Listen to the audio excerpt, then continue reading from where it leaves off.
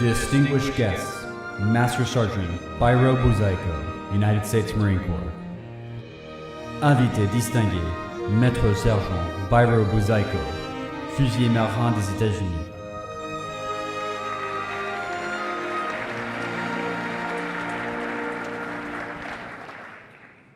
Tonight we gather to celebrate resilience, courage, and the power of transformative experiences. Mr. President, leaders, and distinguished guests, my own journey has been shaped by two profound chapters: my father's survival in a concentration camp and my service in the Marine Corps. These experiences have instilled in me resilience, offered invaluable perspective, and deepened my appreciation for life's complexities. They underscore the importance of individuals who, their courage and sacrifice, go beyond the call of duty. Tonight, as we come together to honor such remarkable stories and achievements, let us be inspired by the profound impact one person's journey can have on shaping our world. It is my privilege to introduce and welcome one of those individuals this evening, Secretary General Jens Stoltenberg, a distinguished leader who has shaped the course of NATO's history. Secretary General Stoltenberg has served as NATO's Secretary General since October 2014. Across a career that has included service as Prime Minister of Norway and UN Special Envoy for Climate Change, Secretary General Stoltenberg has shaped the global response to the most pressing challenges of our day. His tenure at NATO has been marked by groundbreaking initiatives. Under his leadership, NATO has implemented its largest reinforcement of collective defense since the Cold War, enhancing readiness to address terrorism, cyber threats, and hybrid warfare. Secretary General Stoltenberg's leadership underscores the importance of unity and commitment among allies, ensuring NATO remains at the forefront of global security challenges. Please join me in welcoming Secretary General Jens Stoltenberg.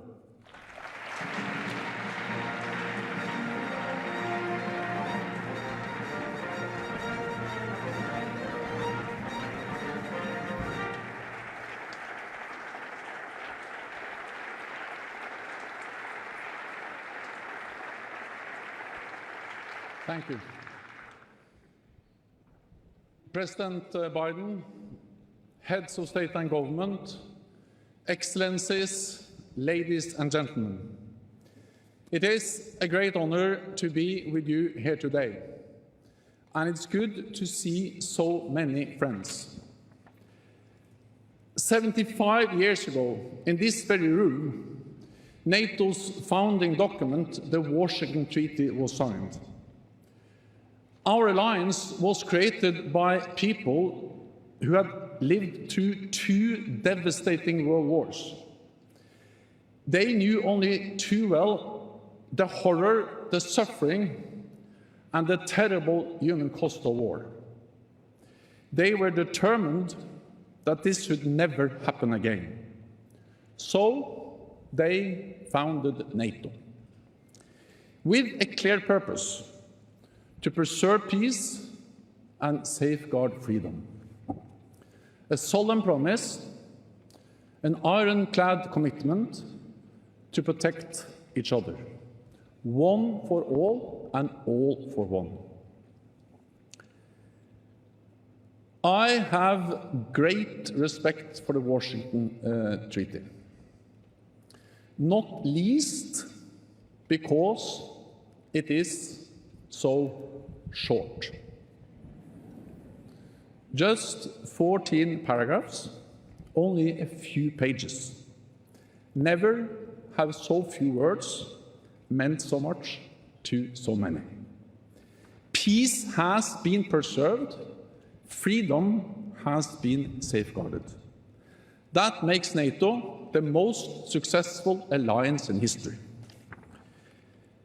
When I arrived at NATO 10 years ago, I was told that while it may be the most successful alliance in history, it was not the longest lasting. That honor belonged to the Delian League of ancient Greek city-states. But the League lasted 74 years. So in this 75th anniversary of our alliance, we can finally say that NATO is not only the most successful and the strongest, but also the longest lasting alliance in history.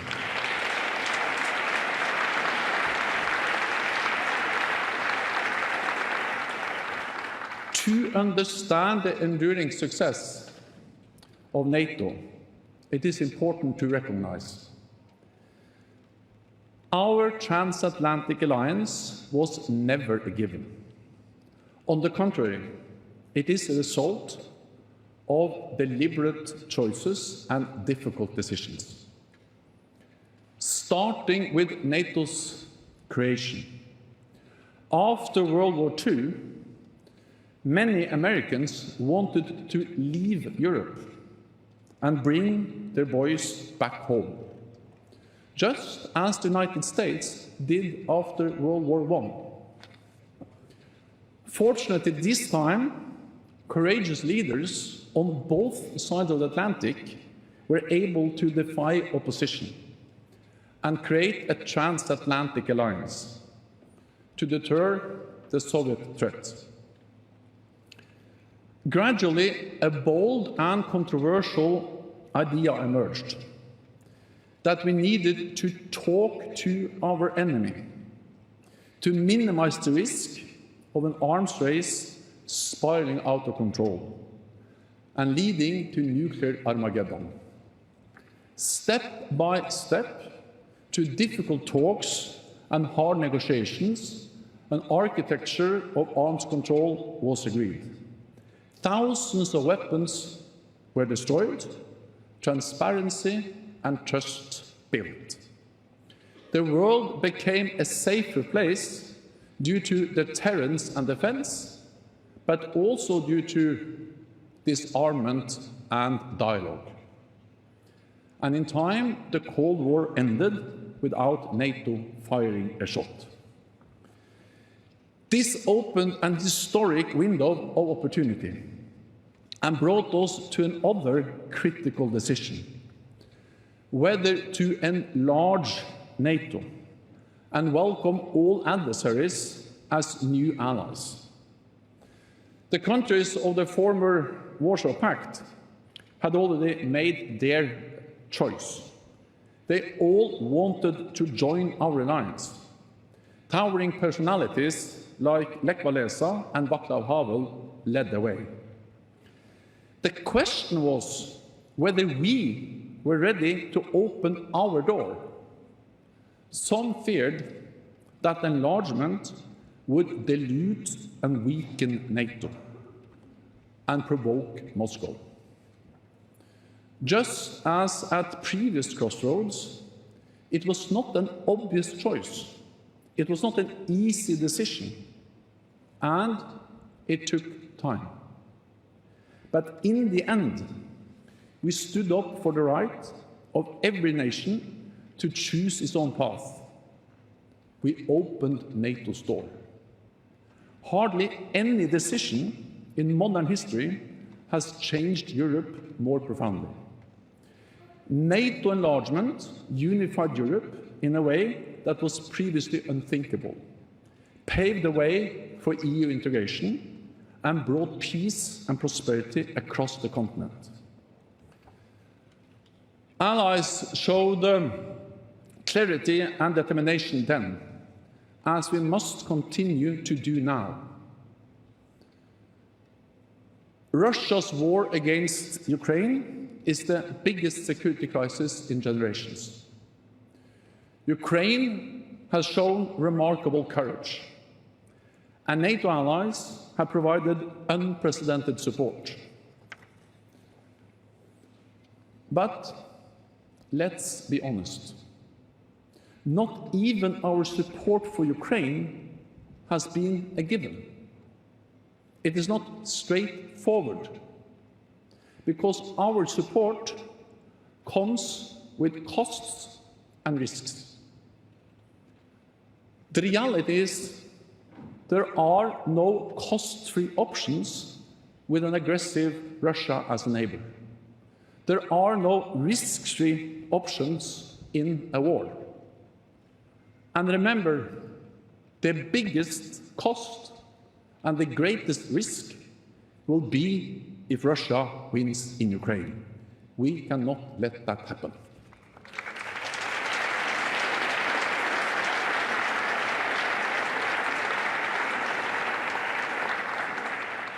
Not only would it embolden President Putin, it will also embolden other authoritarian leaders in Iran, in North Korea, and China. They all support Russia's brutal war.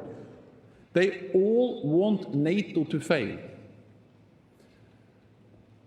So the outcome of this war will shape global security for decades to come.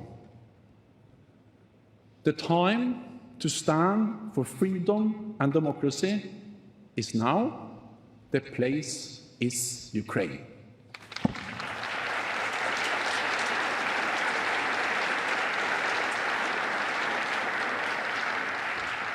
Over the last 75 years, the transatlantic relationship has weathered many storms. We are bound together not only by interests, but also by history, tradition, and values. But our alliance should not be taken for granted. It was not a given in 1949. It is not a given now. And it will not be a given in the decades to come. Everyone in this room has the responsibility as political leaders, as experts, as citizens.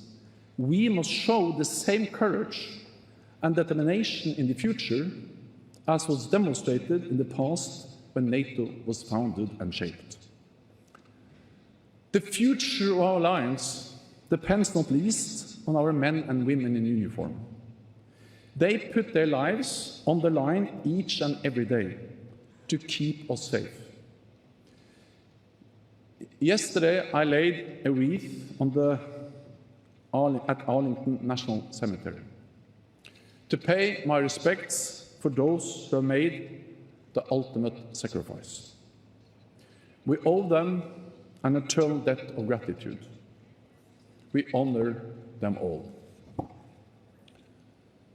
Mr. President, dear friends,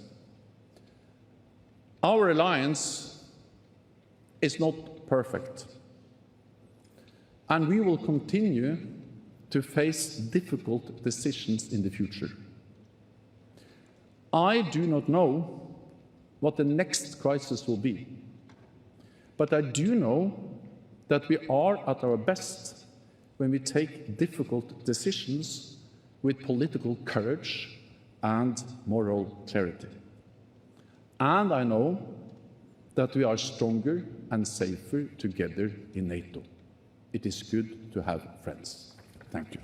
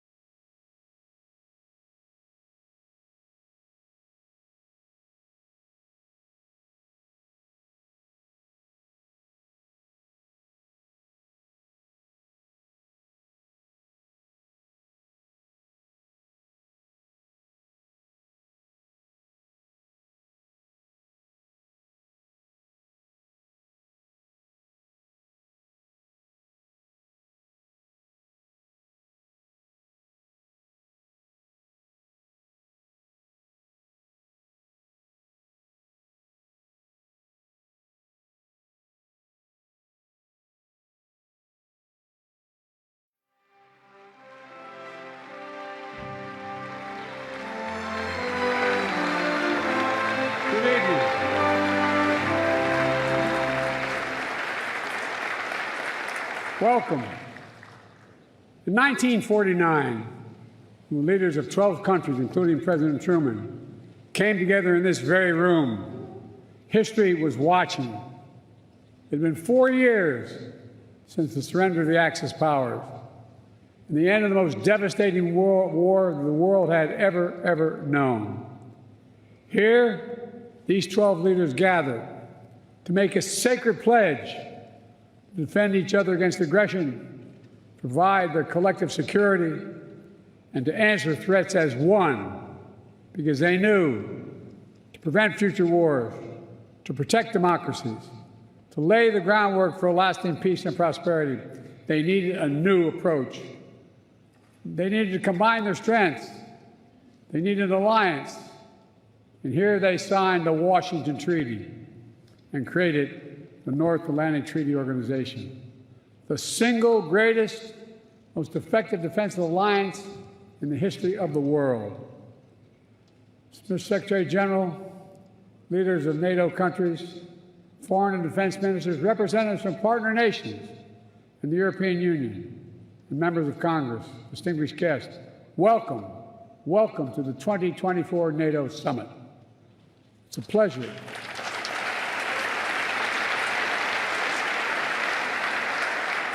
It's a pleasure to host you in this milestone year, to look back with pride at all we've achieved and look ahead to our shared future with strength and with resolve.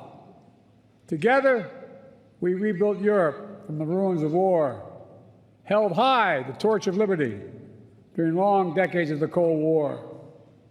When former adversaries became fellow democracies, we welcomed them into the alliance.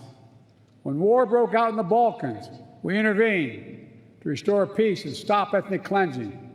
And when the United States was attacked on September 11th, our NATO allies, all of you, stood with us, invoking Article 5 for the first time in NATO history, treating an attack on us as an attack on all of us, a breathtaking display of friendship that the American people will never, ever forget.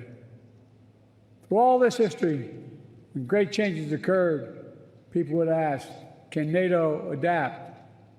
And every time we proved we could adapt, and we did, evolving our strategy to stay ahead of threats, reaching out to new partners to increase our effectiveness.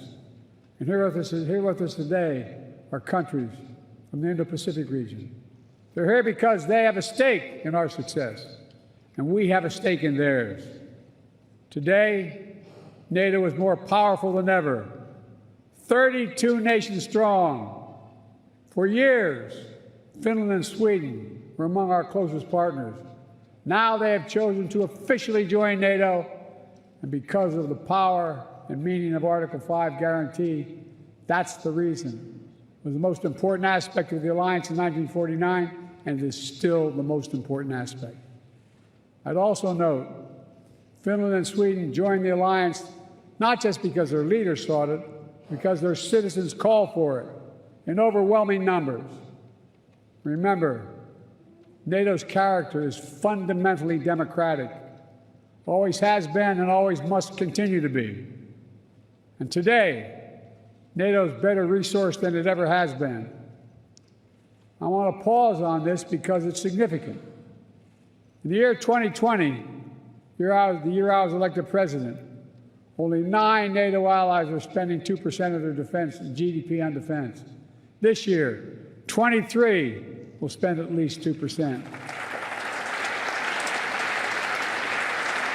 And some will spend more than that. And the remaining countries that have not yet reached that milestone will get there soon. This remarkable progress, proof that our commitment is broad and deep, that we're ready, that we're willing, we're able to deter aggression and defend every inch of NATO territory across every domain: land, air, sea, cyber, and space. My friends, it's good that we're stronger than ever, because this moment in history calls for our collective strength. Autocrats want to overturn global order, which is by and large kept for nearly 80 years and counting. Terrorist groups continue to plot evil schemes, cause mayhem and chaos and suffering. In Europe, Putin's war of aggression against Ukraine continues, and Putin wants nothing less than Ukraine's total subjugation, to end Ukraine's democracy, to destroy Ukraine's culture, and to wipe Ukraine off the map. And we know Putin won't stop at Ukraine, but make no mistake, Ukraine can and will stop Putin.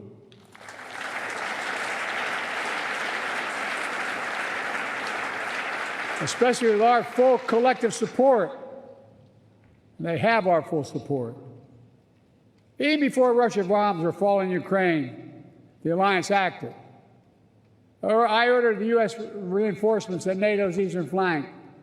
More troops, more aircraft, more capabilities. And now the United States has more than 100,000 troops on the continent of Europe. NATO moved swiftly as well, not only reinforcing the 4 existing battle groups in the east, but also adding 4 more in Bulgaria, Hungary, Romania, and Slovakia, essentially doubling NATO's strength on the eastern flank. Together, we've built a global coalition to stand with Ukraine. Together, we provided significant economic and humanitarian assistance. And together, we've supplied Ukraine with weapons it needs to defend itself. Tanks, armored fighting vehicles, air defense systems, long-range missiles, and millions of munitions.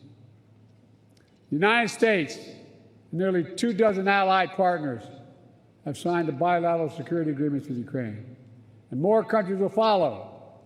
Today, I'm announcing an historic donation of air defense equipment for Ukraine. The United States, Germany, the Netherlands, Romania, and Italy will provide Ukraine with the equipment for 5 additional strategic air defense systems. And in the coming months, the United States and our partners intend to provide Ukraine with dozens of additional tactical air defense systems. The United States will make sure that when we export critical air defense interceptors, Ukraine goes to the front of the line.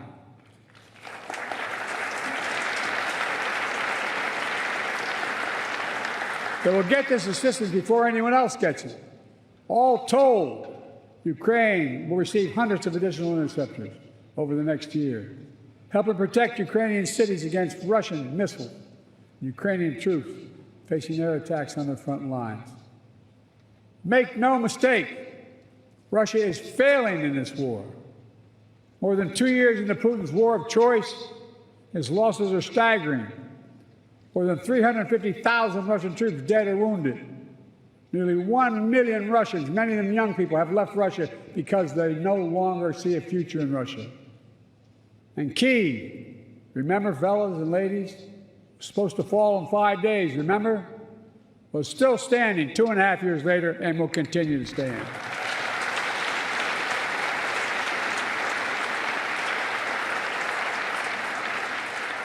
All of the allies knew that before this war, Putin thought NATO would break. Today, NATO is stronger than it's ever been in its history. When this senseless war began, Ukraine was a free country. Today, it is still a free country. And the war will end with Ukraine remaining a free and independent country. Russia will not prevail. Ukraine will prevail. Ladies and gentlemen, this is a pivotal moment for Europe, for the transatlantic community, and I might add for the world. Let's remember, the fact that NATO remains the bulwark of global security did not happen by accident. It wasn't inevitable. Again and again at critical moments, we chose unity over disunion, progress over retreat, freedom over tyranny, hope over fear. Again and again we stood behind our shared vision of a peaceful and prosperous transatlantic community. Here at this summit, we gather to proclaim NATO is ready and able to secure that vision today and well into the future.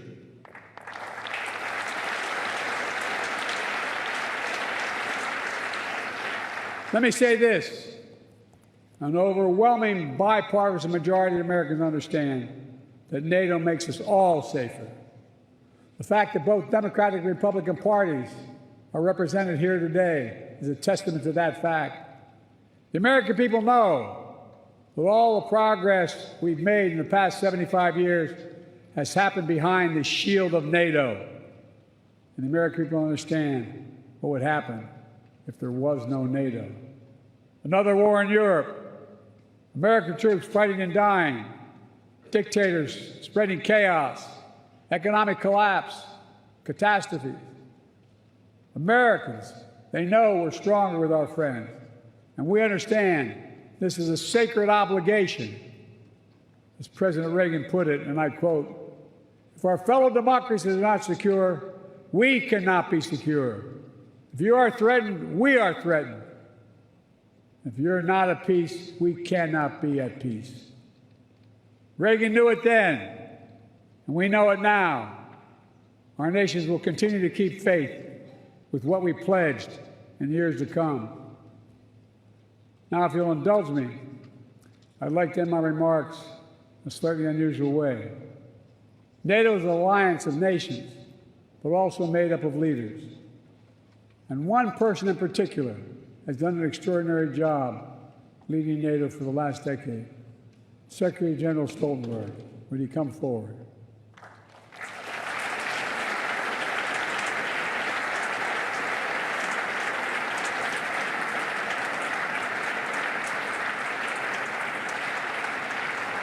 So much of the progress we've made in the alliance is thanks to the Secretary.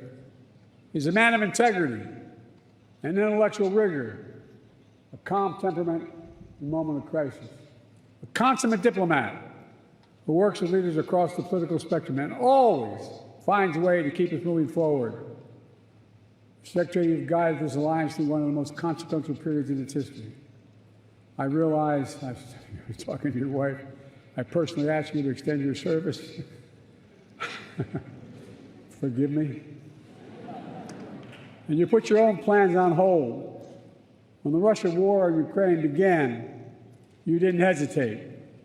Today, NATO is stronger, smarter, and more energized than when you began. And 1 billion people across Europe and North America, indeed the whole world, will reap the rewards of your labor for years to come in the form of security, opportunity, and greater freedom. For these reasons, I'm pleased to award you the highest civilian honor the United States can bestow, the Presidential Medal of Freedom. Ask the military to come forward.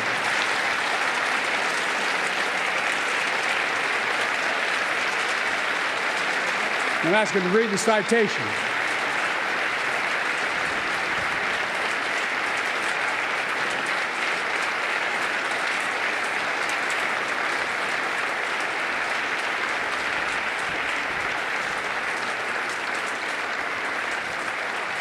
The President of the United States of America awards this Presidential Medal of Freedom to Jens Stoltenberg.